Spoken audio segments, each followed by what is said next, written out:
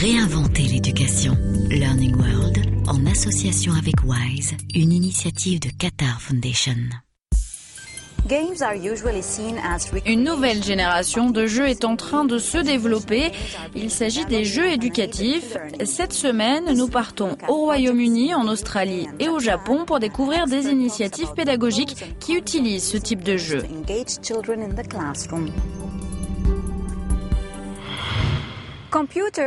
Les nouvelles technologies de l'information et de la communication font aujourd'hui partie du quotidien de millions de jeunes. Fort de ce constat, certains professeurs cherchent à intégrer ces nouveaux outils dans leurs cours. En biologie, par exemple, la 3D aide les étudiants à mieux comprendre les complexités du corps humain. Illustration dans ce reportage.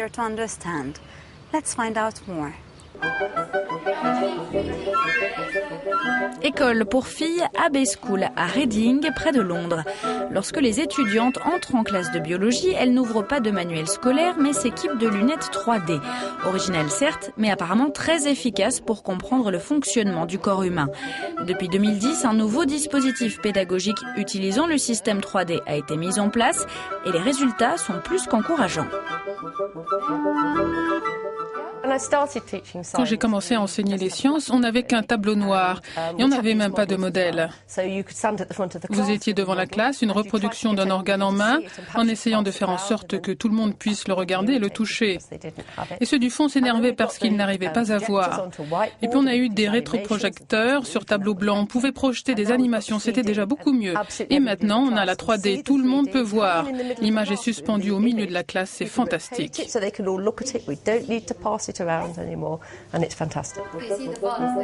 La 3D éducative semble avoir un bel avenir devant elle. Il s'agit de créer une pédagogie nouvelle, plus efficace, qui s'appuie davantage sur l'interactivité. Pour le moment, les étudiantes manipulent les images grâce à la souris de l'ordinateur. Bientôt, elles pourront les toucher. C'est comme au cinéma, un film en 3D, c'est plus intéressant qu'un film en 2D. Ici, c'est pareil, je trouve qu'un cours de biologie en 3D, c'est beaucoup plus intéressant. C'est un peu comme jouer à la PlayStation comparé à des cours classiques avec des manuels qui peuvent être vraiment ennuyeux. Pour les écoles, l'avantage de cette méthode est double. L'équipement 3D ne coûte pas plus cher qu'un équipement de rétroprojecteur classique. Il faut simplement acheter les lunettes. Et puis la technologie est très facile d'utilisation.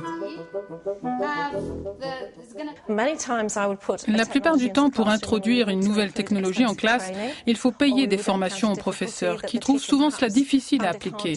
Cette technologie, au contraire, a été très facile à mettre en place. C'est un vrai succès. Et en plus, les lunettes sont vraiment classe. Pour arbitrer les pour et les contre de cette méthode d'apprentissage basée sur les jeux, nous avons interrogé le professeur Paul Pivec, un expert australien. Il va nous expliquer comment parents et professeurs peuvent aider les enfants à obtenir de meilleurs résultats en jouant à ces jeux. À l'université Joannum de Graz, le professeur Paul Pivec est un ardent défenseur des jeux éducatifs. Il développe notamment des univers virtuels pour apprendre les langues. En évoluant dans un environnement virtuel, les étudiants apprennent par l'expérience. Ils peuvent s'entraîner, participer à des simulations et ils s'amusent en plus. En particulier s'il s'agit de jeux éducatifs créés spécialement pour ça. Ils peuvent apprendre en s'amusant. Ce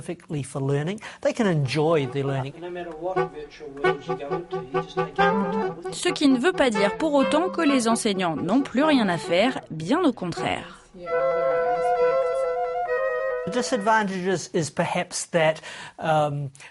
L'inconvénient, ce qui risque d'arriver, c'est qu'un parent ou un professeur explique à un élève comment se servir de la technologie, puis le laisse faire tout seul. Mais ça ne marche pas. C'est comme si on leur donnait un manuel. Ils vont se laisser distraire, ils vont surfer sur Facebook.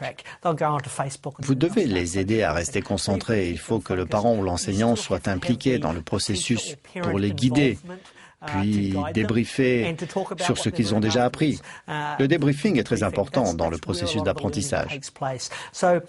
Donc le risque, c'est vraiment de dire, voilà comment ça marche, débrouille-toi. Il faut les guider, les aider à avancer, puis faire le point avec eux sur ce qu'ils ont appris.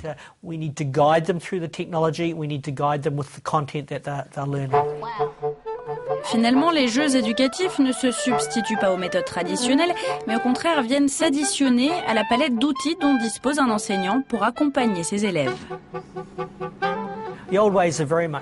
Les anciennes méthodes sont toujours valables, mais les enseignants doivent s'approprier les nouvelles technologies et savoir s'en servir. Nous ne voulons pas que les élèves en sachent plus sur la technologie que les professeurs, même si c'est souvent le cas.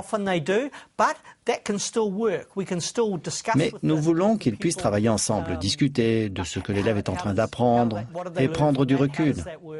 Car plus vous réfléchissez à ce que vous apprenez, plus vous accélérez le processus d'apprentissage. L'astuce, c'est finalement de combiner les méthodes traditionnelles et les nouvelles technologies pour motiver les élèves et les aider à apprendre.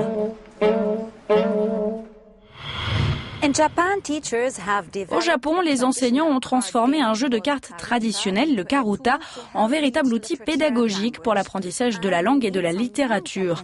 Nous avons suivi de jeunes Japonais qui suivent la voie de leurs ancêtres dans un concours de récitation de poèmes, une méthode très efficace pour stimuler leur mémoire. Partons à leur rencontre.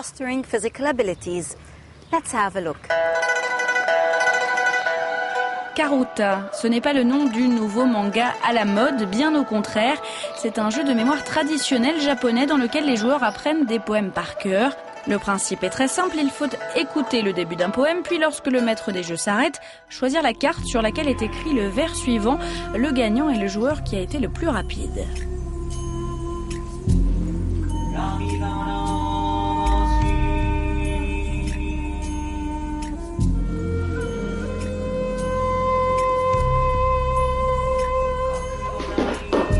Pour participer à un concours de karuta, vous devez avoir mémorisé 100 poèmes et c'est ce qu'ont fait ces jeunes, membres de l'association de karuta à l'université de Tokyo.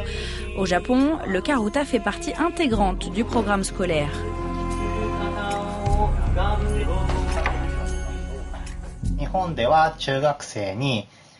Au Japon, le karuta est traditionnellement utilisé pour enseigner la littérature et la grammaire aux élèves de l'école secondaire. À l'étranger, le jeu est utilisé pour enseigner le japonais aux enfants qui débutent.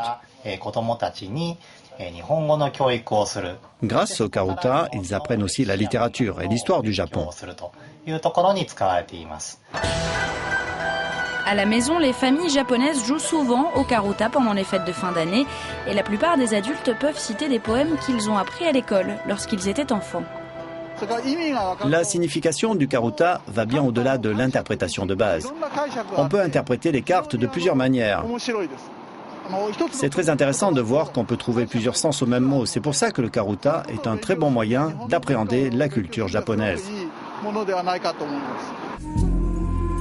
Les origines du karuta remontent à plus de 800 ans en arrière. À l'époque, seuls les aristocrates y jouaient. Aujourd'hui, la pratique est largement répandue dans les écoles et les universités à travers toute l'archipel japonaise.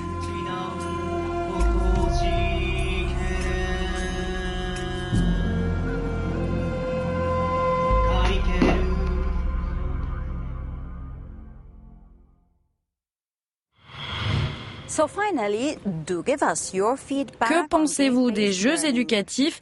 Nous attendons vos réponses et vos avis. Je vous donne rendez-vous la semaine prochaine.